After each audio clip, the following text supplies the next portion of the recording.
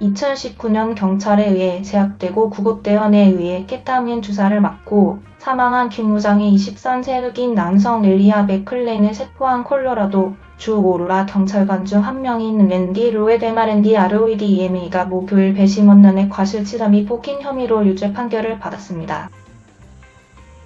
동시에 두 번째 경관인 제이슨 로젠블렛 제이선 로전블렛은 무모한 과실치사 및 폭행 등 그에 대한 모든 혐의에 대해 무죄 판결을 받았습니다. 배심원단은 3일 동안 16시간 동안 숙고한 끝에 판결을 내렸습니다. 로젠블렛은 판결이 발표된 후 두 변호사를 모두 껴안고 눈물을 훔쳤습니다. 그는 또한 로에데마의 가족들을 껴안았습니다. 로에데마의 변호사인 레이드 에커스리드 EK일스는 판결 후 그는 감옥에 가지 않을 수도 있습니다라고 말하며 그의 아내를 위로했습니다. 로에데마의 선고는 1월 5일로 예정되어 있습니다. 그는 괜찮아요. 그는 괜찮아요. 의무사항이 아니에요. 엘커스 EK일스는 로데마의 아내에게 말했습니다. 엘리아 맥클레인의 어머니인 신 맥클레인 신 머클레인은 판결 후 CNN 계열사인 쿠저에 이것은 정의가 아니에요 라고 말했습니다. 그녀는 로에데마의 유죄 판결이 충분하지 않아요 라고 말했습니다. 그 경찰관은 아들의 죽음을 초래한 일에 혼자서 행동한 것이 아닙니다. 이것은 나에게 전혀 승리가 아니에요. 이것은 인류를 위한 승리도 아니에요. 이것은 정의가 아니에요. 신 맥클레인은 쿠저에 말했습니다. 그들은 아직 보지 못한 영원한 판단을 가지고 있습니다.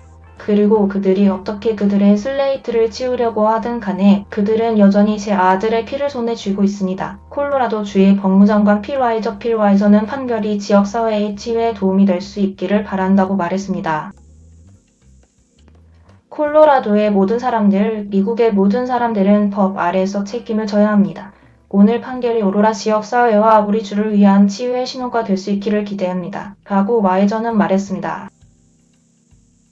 경찰관들은 훈련을 받으면서 상황이 축소되도록 노력하는 대신 모든 기회에 무력을 선택했다고 주한 라이언스 검사는 법정에서 말했습니다. 한편 변호사들은 구급대원들과 맥클레인 자신에게 책임을 돌렸습니다. 로에데마와 로젠블렛은 맥클레인의 죽음과 관련하여 무모한 과실치사와 폭행 혐의에 대해 모두 무죄를 주장했습니다. 로젠블렛은 2020년 경찰에 의해 해고되었고 로에데마는 정직 상태로 남아있습니다. 로젠블렛의 변호사 하비 스타인버그는 그의 의뢰인을 그림자로 그려서 환자의 건강 상태를 평가하는 것은 구급대원의 책임이라고 말했습니다. 로에데마의 변호사 돈 시스는 맥클레인이 체포에 저항했기 때문에 그의 의뢰인의 무력 사용은 정당하다고 말했습니다. 그는 맥클레인이 그만하라거나 싸움을 멈추라는 34개의 명령을 받았다고 말했습니다. 이 사건은 2019년 8월 24일 경찰관들이 스키를 입은 의심스러운 사람에 대한 전화에 응답한 사건에 초점이 맞추어져 있습니다. 경찰관들은 아이스티와 함께 비닐봉지를 들고 편의점에서 집으로 걸어가는 마사지 치료사이자 음악가이자 동물 애호가인 맥클레인과 대면했습니다. 바디카메라 영상에 포착된 상호작용으로 경찰은 맥클레인을 바닥으로 쓰러뜨리고 병동맥을 고정시켰고 구급대원들은 이후 강력한 진정 케타민을 주입했습니다. 그는 병원으로 가는 길에 심장마비를 일으켰고 3일 후 사망 판정을 받았습니다. 검찰은 처음에 고소를 거부했지만 2020년 봄에 발생한 전국적인 흑인 생명의 문제 블랙 리브즈 매터 시위 이후 이 사건은 다시 정밀 조사를 받았습니다.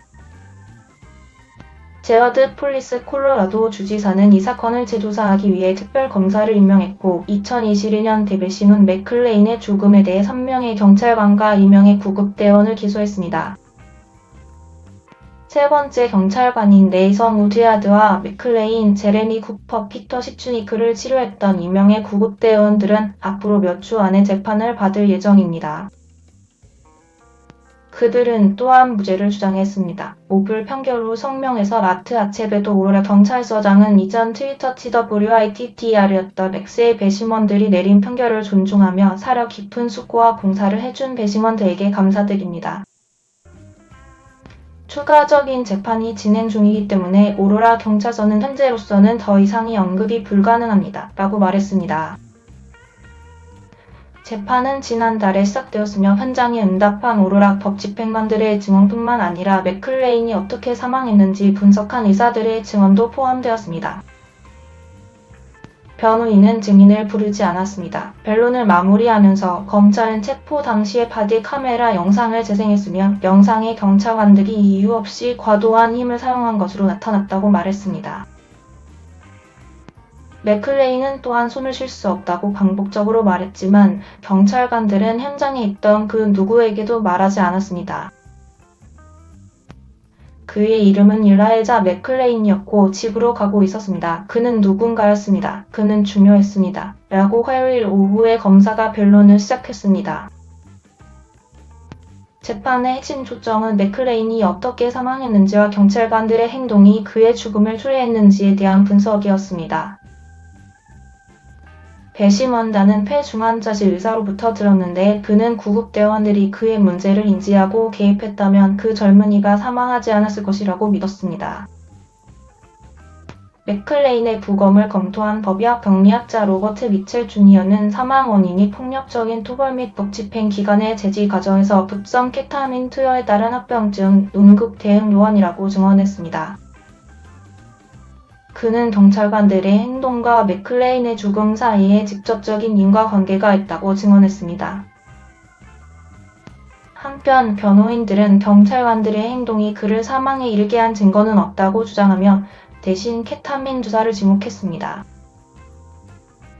초기 부검 보고서에는 사인이 밝혀지지 않았지만 2022년에 공개된 수정 보고서에는 사망 원인으로 강제적인 제지에 따른 케타민 투여의 합병증이 나열되어 있습니다. 사망 방식은 밝혀지지 않았습니다. 부검 보고서에 서명한 병리학자 스티븐 치너는 경찰이 가한 증거 부산이 머클레인의 죽음에 기여한 것을 보지 못했고 머클레인은 케타민을 투여한 것 외에는 살아있을 가능성이 가장 높습니다. 라고 썼습니다. 검찰의 반박에서 제이선 SLOTHOUVR는 법정에서 경찰관들이 머클레인에게 케타민을 주사하지는 않았지만 머클레인의 기도를 보호하지 못한 것이 그를 저산소 상태에서 산성으로 만들 수 있게 했고 그것이 머클레인에게 케타민이 매우 위험하게 만든 이유입니다. 경찰관들은 현장에 도착했을 때 구급대원들에게 정확한 정보를 제공하지 않았고 그렇게 함으로써 일라이자 머클레인에게 실패했다고 SLOTHOUVR는 말했습니다. 이상으로 클릭뉴스였습니다. 시청해주신 모든 분들께 감사합니다. 더욱더 좋은 영상으로 찾아뵙겠습니다.